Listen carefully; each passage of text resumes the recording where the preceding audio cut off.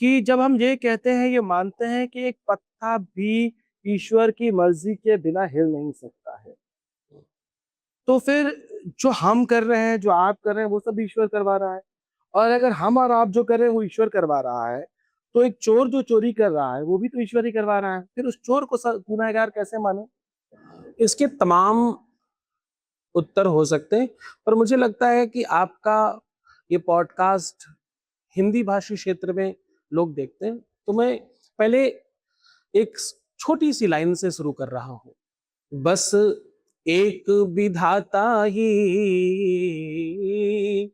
बस एक विधाता ही निर्दोष रहा, बाकी सब में कोई ना कोई दोष रहा, बाकी सब में कोई ना कोई दोष रहा।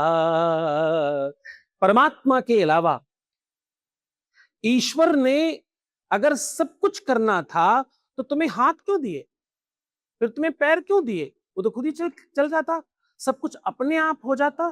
देखिए, कर्म एक व्यवस्था का नाम है। कर्म किसका नाम है? एक व्यवस्था का नाम है। परमात्मा ने आपको विवेक अलग से क्यों दिया? जब एक मशीन पर 20 सिस्टम चलाए जा सकते हैं, तो एक परिवार में एक ही दिमाग देता, सबको अलग अलग खोपड़ी लगाने की क्या जरूरत थी? आप मेरी बात समझ रहे? शायद चिंतन कर पाए। ईश्वर उस चिंतन का नाम है। ईश्वर उस व्यवस्था की इंटरनल शक्ति का नाम है, जिससे समूचा विश्व चलता है। सीधे शब्दों में कहें तो ईश्वर व्यवस्था का नाम है। ईश्वर किसका नाम है? व्यवस्था। ईश्वर किसी व्यक्ति विशेष का नाम नहीं है। इसमें लाइट है, एसी में लाइट है, कूलर में लाइट है, वो जो गर्म करता है हीटर उसमें लाइट है। एक ही चीज अलग अलग कैसे काम कर रही है? लाइट है तो सिर्फ जलना चाहिए, लाइट है तो या तो सिर्फ ठंडा करना चाहिए, लाइट है तो सिर्फ या तो गर्म करना चाहिए। ईश्वर एक व्यवस्था का नाम है। ईश्वर को भगवान कहते हैं। भ, ग, व, आ और ना, ये 5 अक्षर का नाम भगवान है। भा से भूमि, गा से गगन, वा से वायु, आ से अग्नि और ना से नीर। ये 5 तत्व का नाम भगवान है। तो ये तत्व जहां है वहां भगवान। भगवान भगवान आपके अंदर है। तो जब आपके अंदर भगवान है, तो आपका भगवान आपको अच्छा करने के लिए चिंतन कराता है। अगर आपका भगवान आपको गलत करवाएगा, तो आपका ही भगवान आपको दंड भी देगा। मैंने इसीलिए वहीं से शुरू किया कि बस एक विधाता ही निर्दोष रहा, बाकी सब में कोई ना कोई दोष रहा। उस व्यवस्था का नाम भगवान है, जो सारे सिस्टम्स को चलाता है। भगवान अपने आप कुछ नहीं करता।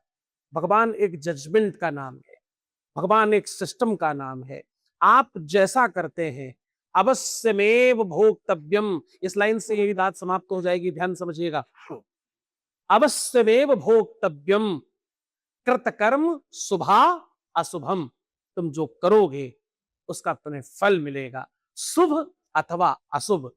गोस्वामी तुलसीदास जी ने कहा, बोले काया से जे पातक होई, बिनु भोगे छूटे नहीं कोई।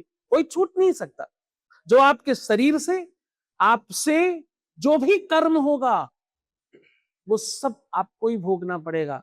चोरी करना अच्छा है या बुरा? बहुत अच्छा है, करते रहिए और उसका फल मिलेगा। किसी को, आपको गर्म पानी ठीक लगता है, मुझे ठंडा ठीक लगता है। गर्म अच्छा है या ठंडा अच्छा है?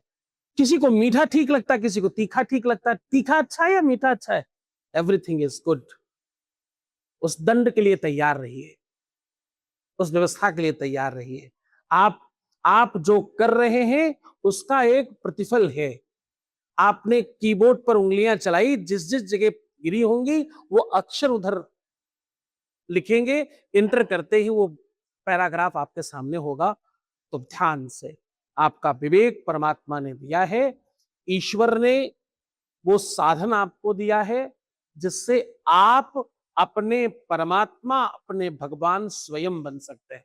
एक आखिरी लाइन, आहार निद्रा भय में थुनमचा सामान्य मेतत पशुभिर निराणाम ज्ञानाम हिदेशाम अधिकम वशिष्टम ज्ञाने नहीना पशुभिर समाना। परमात्मा ने खाना पीना, बच्चे पैदा करना, एंजॉय करना, मस्ती करना, मजे करना, घूमना, दौड़ाना, भागना, घर बनाना, सारा काम पशुओं को, पक्षियों को, कीट पतंगों को, मनुष्यों को एक साथ दिया। मनुष्य को ज्ञान अलग से दिया है, विवेक अलग से दिया है। विवेक युक्त आप काम करेंगे तो आपका परमात्मा आपको अच्छा फल दिलाएगा। विवेक युक्त काम आप नहीं करेंगे, आप राक्षसी व्यवस्था करेंगे, तो परमात्मा आपका भी है पर आपको वैसा ही फल दिलाएगा, क्योंकि परमात्मा खुद कुछ नहीं करेगा, जो तुम करोगे उसका फल देगा केवल।